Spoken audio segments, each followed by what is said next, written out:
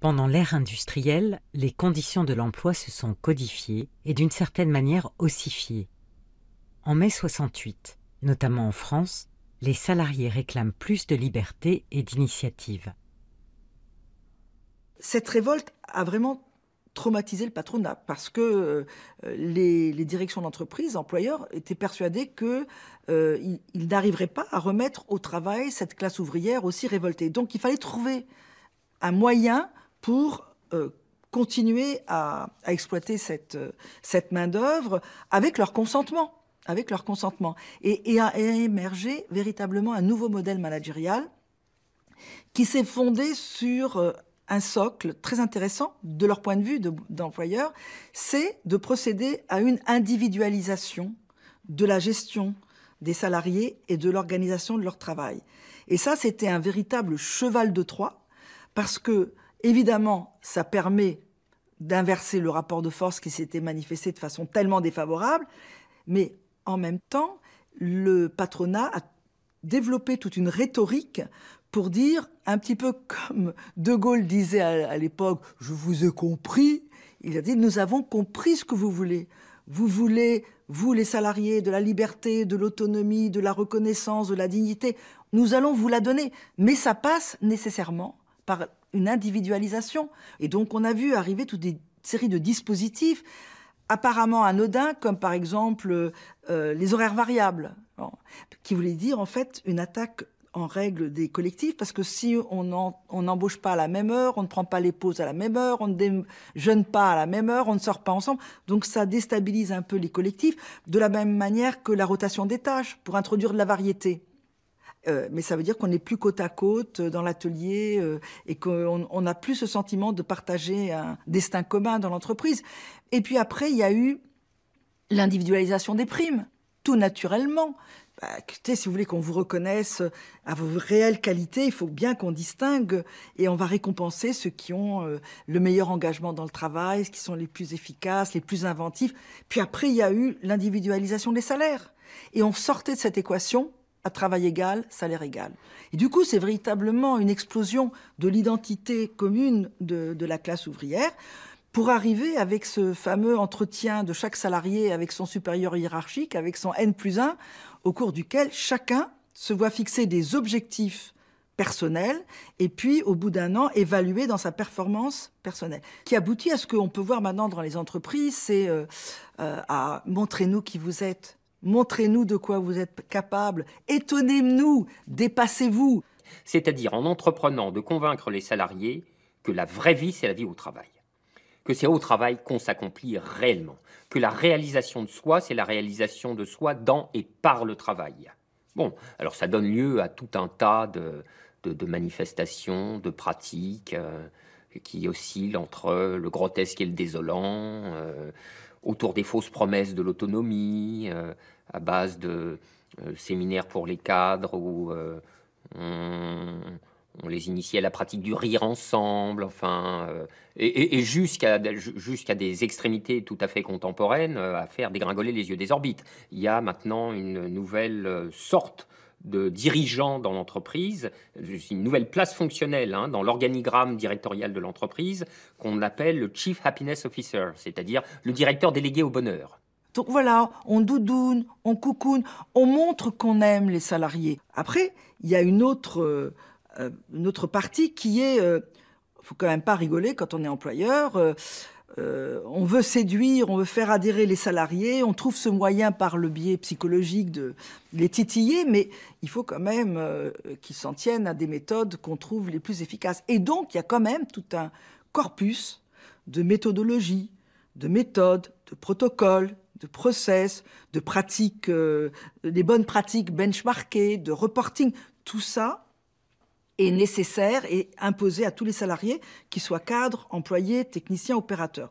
Et là, on voit qu'on rentre déjà dans des dimensions éminemment contradictoires au sein du modèle. Parce que d'un côté, on vous dit, on compte sur ton intuition, ton intelligence, tu dois te dépasser, tu dois être excellent, montre-nous tout ce dont tu es capable. Et puis d'un autre côté, oui, mais alors attention, tu vas faire comme on va te dire, notamment comment ont pensé, pour toi, les cabinets d'experts internationaux qui ont défini les procédures, les protocoles et qui vont te dire comment, toi, quel que soit ton degré de formation, d'intelligence, tu dois travailler. Car évidemment, les fausses promesses tiennent à peu près quand tout va bien, par temps ordinaire. Mais dès qu'il y a une situation de crise, ce sont les enjeux vitaux du capitalisme qui font immédiatement résurgence, c'est-à-dire, bah oui, il va falloir relever la productivité, il va falloir fermer des sites, il va falloir baisser les coûts, il va falloir réaugmenter la rentabilité pour les actionnaires, etc., etc. Et tout ça va se faire au knout. C'est-à-dire le Chief Happiness Officer, il la mettra en veilleuse pour un moment, ou alors il tentera de passer du baume et de l'onguent sur ce désastre productiviste et financier. Il y a un autre élément, et qui est complètement délétère, pour obliger les salariés, quel que soit leur niveau, à accepter de s'en tenir à ces protocoles et ces process et ces bonnes pratiques, c'est un peu dans la visée de Taylor qui disait « le savoir, c'est du pouvoir », c'est une remise en question des métiers, des connaissances, de l'expérience des salariés, en les mettant tout simplement en obsolescence par le changement permanent.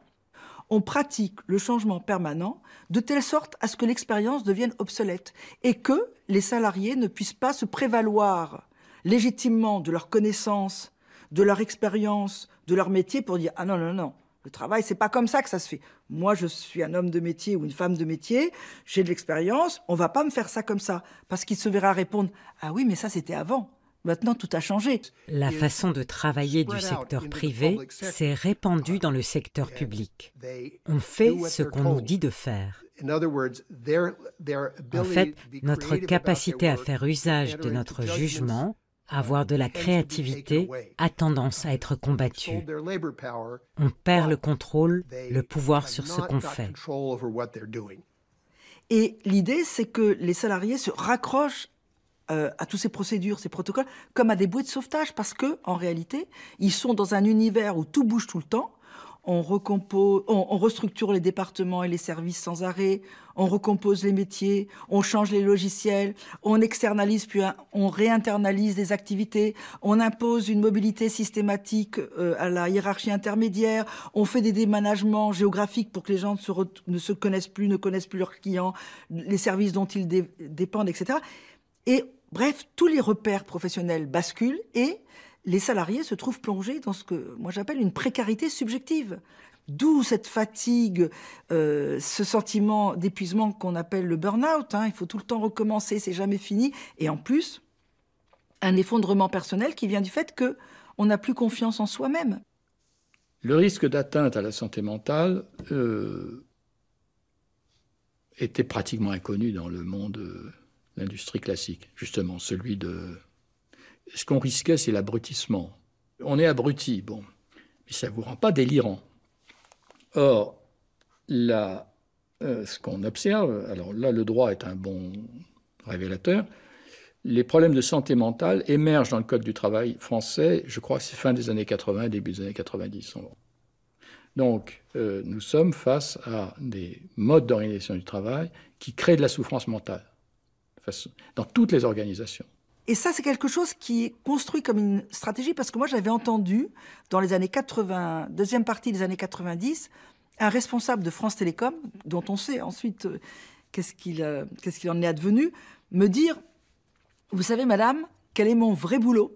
Je dis « Non, dites-moi, mon boulot, c'est de produire de l'amnésie. » Je dis « Bon, ça veut dire quoi ?»« Je suis là pour faire en sorte que les agents, puisqu'à l'époque, c'est les agents, oublient les valeurs professionnelles, les valeurs de service public, les règles du métier qu'ils avaient auparavant, parce qu'on va amorcer un virage commercial, qu'on va totalement transformer l'entreprise. Et donc, je veux faire table rase de tout ce qu'ils ont dans la tête pour qu'ils soient réceptifs à toutes les nouvelles manières de travailler qu'on veut leur voir prendre. Je dis, oui, mais comment on fait pour créer de l'amnésie ? Il m'a dit, madame, c'est très facile. Il faut secouer le cocotier en permanence. Je dis, ça veut dire quoi ? Bouger. Alors, à l'époque, il me disait les faire sortir de leur routine, de leurs habitudes, de leur réseau de complaisance. Il faut bouger les choses parce que de cette façon-là, ils seront perdus un peu et seront bien contents de nous écouter et de nous suivre quand on leur dira comment il faut travailler. Est-ce que le travail aujourd'hui a été une montée en compétences? Est-ce qu'il a été une montée en polyvalence?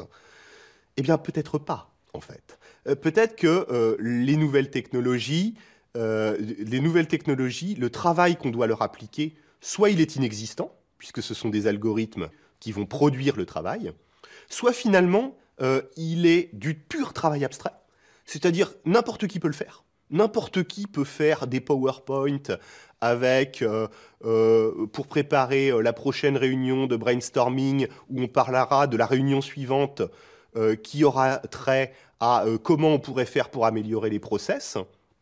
Donc, une réunionnite sans fin, si vous voulez, avec un travail complètement interchangeable, qu'à peu près n'importe qui aurait le bac pourrait faire, en gros. Et ce travail, finalement, il devient pratiquement dénué de sens. Hein. Donc on en vient à une idée selon laquelle bien, on ne voit pas à quoi il sert. On ne voit pas à quoi il sert, probablement parce qu'il ne sert à rien. Et on est peut-être arrivé, malgré tous les discours autour de la montée en compétences, on est peut-être arrivé à la forme pure du travail abstrait. C'est-à-dire du travail qui ne sert plus à rien, qui ne produit rien, et finalement qui est seulement comptabilisé. Comptabilisé, comme nous le disait Marx, en temps ou en tâches. Le néolibéralisme promeut une forme d'emploi à la fois archaïque et nouvelle, l'auto-entrepreneuriat. Les salariés se transforment en micro-entrepreneurs. À la relation salariale, peu à peu se substitue une relation strictement commerciale.